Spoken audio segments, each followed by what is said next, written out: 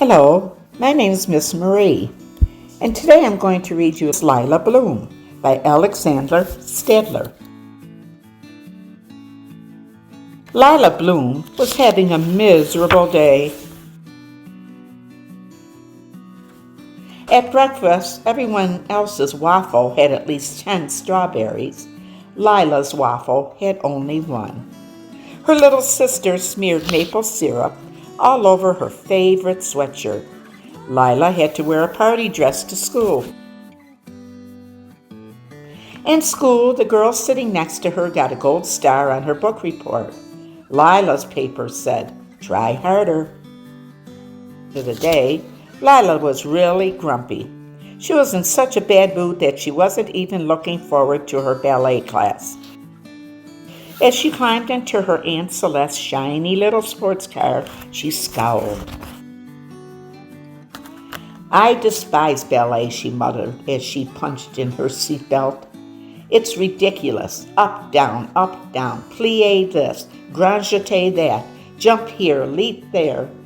The shoes, the stupid tutus, the whole thing makes me sick. How I wish I could quit." Aunt Celeste, hiding a small smile, kept her eyes on the road. In fact, nothing would make me happier than never having to see that stinky old rehearsal hall again. "If that's really how you feel," said Aunt Celeste, still keeping a close watch on the traffic, "why don't you just finish today's class and then you'll never have to go again?" In the dressing room, Lila made her announcement. "I am quitting," she said in a loud voice. "This will be my last class." "Are you really quitting?" asked one of the other girls. "Sure am," said Lila.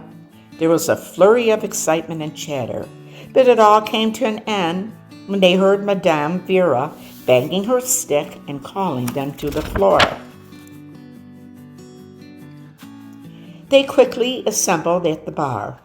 Only Lila walked a little slower than the rest. Madame Vera had been a prima ballerina with the Hungarian classical ballet. "Let us begin," she said. Lila was noticeably distracted. Her pliés were shallow. Her rond de jambes lacked finesse. Her développés were undeveloped. Lila could feel Madame Vera watching her, but instead of returning her teacher's gaze, she pretended to focus on something out the window and far away. The class moved to the center of the floor. Lila was in the middle of a lazy pirouette when Madame Vera took her by the shoulders and looked her straight in the eyes.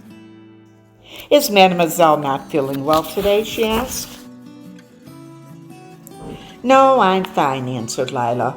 "It's just that today is my last day. I'm quitting ballet." Perhaps that is why Mademoiselle Bloom has been dancing like an old noodle. Lila didn't know what to say. "Maybe it is for the best then," said Madame, lifting Lila's chin so she could speak right to her face. "Mademoiselle Bloom has not been dancing that well anyway."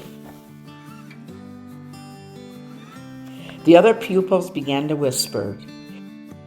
With the bang of her stick, a little louder than usual, Mademoiselle called out, "Let's continue." The class began to move across the floor. Lila stood at the back of the line. Her face was beet red and her thoughts were going a mile a minute. "That old goose," she thought to herself. "She knows I'm the second best dancer in the class. I'll show her. I'll be 10 times as good today, and then she'll really miss me when I'm gone." Lila looked up. She had reached the head of the line. She leaped. Anger made her grand jeté even grander than usual. She made sure to land without a sound. Madame Vera did not even look at her. "That blind bat," thought Lila. "This will get her attention." She executed a perfect tour jeté. When she landed, Madame was paying attention to someone else.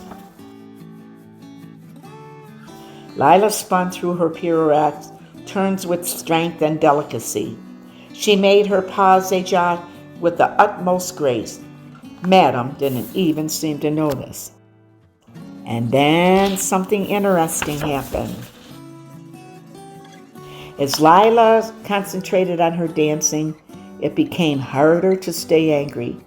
It stopped mattering to her whether Madame was looking or not. The more she danced, the happier she became. By the end of the class, all she could think about was the music from the piano and how it seemed to be moving her across the floor. It was almost like waking up from a dream when she heard the banging of the stick and Madame's voice saying solemnly, "La classe est finie." After the class made their reverence, bowing to their teacher and shaking her hand, Lila gathered up her things in a daze.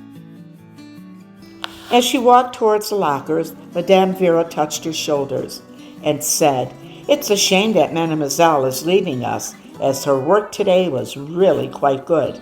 "Oh no, Madame, I've changed my mind. In fact, would it be possible for me to join the Saturday class as well?"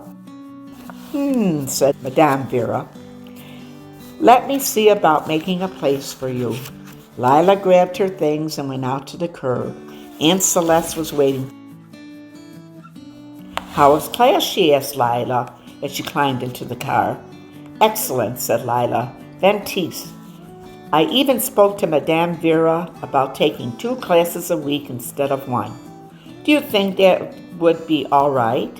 "I think it's a great idea, and about time," answered Aunt Celeste. "In fact, I think we should go to Luigi's Luncheonette and celebrate. I'm in the mood for a chocolate Malta." "What are you going to have?" "I'm going to have a strawberry banana parfait," said Lila, "with extra everything." And then she sat back in her seat and smiled. The end. I hope you enjoyed that book. After all that was going on, Lila really was a very beautiful dancer and she enjoyed it.